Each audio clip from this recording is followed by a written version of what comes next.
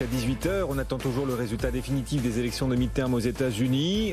Pas de suspense, il n'y a pas de grande vague républicaine. En revanche, un suspense sur la composition précise des deux chambres. Romain Daubry est avec nous depuis Bourse Direct. Bonjour Romain. Bonjour Guillaume. Le CAC 40 perd un peu de terrain comme Wall Street. Le S&P 500 perd 0,7%. On attend une chambre des représentants désormais républicaine, mais un Sénat qui resterait démocrate. Et de justesse, et rien n'est définitif. Donc très légère baisse à Wall Street et encore plus légère baisse à Paris puisque le CAC 40 perd à peine 0,2%, Romain. Oui, on est un peu de topiche sur les marchés, bloqués en partie haute depuis vendredi dernier. Autant si la lecture à moyen et long terme est plutôt positive, il y a peu de signaux clairs à court terme. On devrait consolider un petit peu parce qu'on est monté avec une absence de soutien depuis les dernières séances au moins. Et pourtant, ça ne se matérialise pas, ça ne se met pas en place. On bute contre des niveaux de cible majeurs. Sur l'indice CAC 40, c'est 6440, 6480 points. Sur l'Eurostoxx, c'est 3730 points.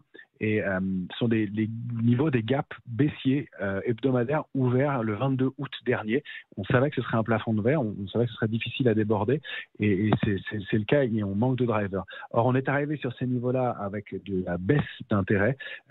Si on regarde sur l'Eurostoxx en 3 séances depuis le 3 novembre et depuis qu'il est coté 3593 en clôture, il a progressé de 4%, et la position ouverte, le nombre de contrats futurs, lui, a diminué d'1,24%. Donc, il n'y a pas de soutien. Le risque et la probabilité, normalement, dans ces cas-là, c'est de retourner tester les niveaux de support sous lesquels on n'avait pas construit d'intérêt. Sur l'Eurostoxx, c'est un niveau qui se situe entre 3651 et 3653. Sur le CAC 40, c'est 6321. C'est ce qu'on vise. Si on regarde les indices américains, on essaye de s'affranchir de la zone 3810, 3838 qui est vraiment majeure et on déclencherait une impulsion haussière plus marquée au-delà de 3910, 3960. On n'arrive pas à le faire dans les médias parce que effectivement les chiffres de l'inflation, du CPI demain va décanter la situation. C'est possible. Pour l'instant, c'est pas clair sur le sujet et les indications sont peu lisibles. Du côté des valeurs, rapidement, quels actifs vous semblent offrir le potentiel le plus fort, Romain, pour la suite ?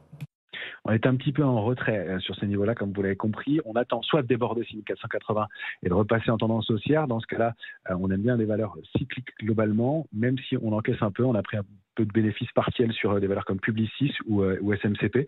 On trouve que les comportements, malgré les embardées du jour sur Score, sont intéressantes, malgré la publication.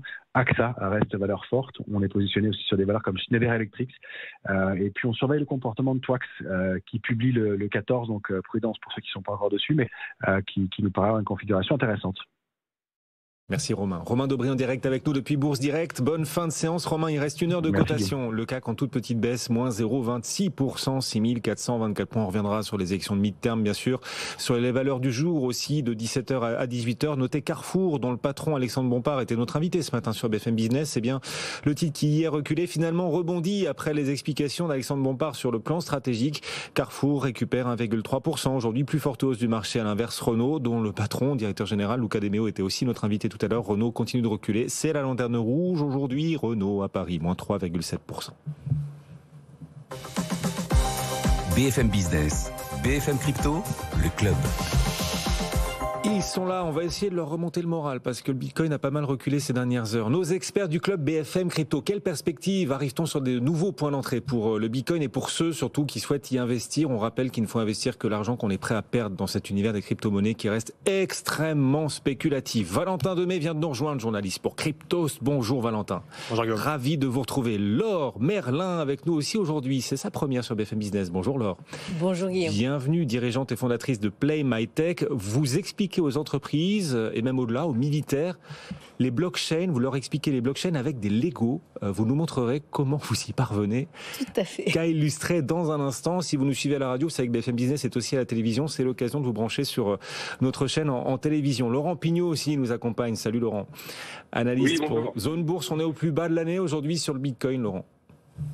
Oui, effectivement. Déjà, hier a été une journée noire pour les crypto-investisseurs, une journée qui a finalement anéanti tous les espoirs sur la potentielle poursuite haussière du rebond qui avait été entamé fin octobre. Alors là, à l'heure où on parle, le Bitcoin est en train d'inscrire des plus bas annuels, donc autour des 17 000 $. On frôle ce seuil des 17 000 $. Voilà, la raison évidente de cette chute vertigineuse de plus de 3 000 $ en 48 heures est bien évidemment la chute de l'une des plus grandes plateformes de crypto-monnaie FTX. Mais ça, vous allez probablement en parler dans quelques minutes. Donc en attendant, le Bitcoin tient tout juste ce seuil des plus bas annuels. On est même en train d'aller chercher plus bas. Il est sur le rasoir de ces plus bas annuels. On sent que l'atmosphère est tendue dans l'écosystème crypto, qu'il en faudrait peu pour que le Bitcoin aille encore plus loin dans les profondeurs qu'il n'a pas explorées depuis plus de 2 ans. Maintenant, c'était en fin 2020. Le tout dans un contexte macroéconomique encore fragile pour les actifs risqués. Donc attention à court terme. Pour l'instant, il va falloir que le Bitcoin se stabilise autour de ce niveau. Le prochain support technique se retrouve au niveau des 14 000 $, donc bien plus bas, et puis celui d'après autour des 10 000 $. Si le Bitcoin retourne sur ces niveaux, nous avons de fortes chances d'aller chercher des niveaux de capitulation ultimes pour les acteurs du marché. Allez, avec une vision un petit peu plus optimiste, la crise pourrait être derrière nous. Maintenant, il va falloir reconstruire, comme je le disais, autour de ce seuil des 17 000 $, estomper la profonde cicatrice et repasser au-dessus des 21 000 $ à court terme pour redonner un signal positif, sans quoi on resterait un petit peu dans cette spirale négative sur le Bitcoin. Donc vigilance à court terme en attendant que la tempête soit complètement passée et revoir des configurations techniques de renversement. Elle n'est pas encore complètement passée. On est à 17 324 $ en ce moment sur le Bitcoin et l'Ether aussi éclaboussé. Est-ce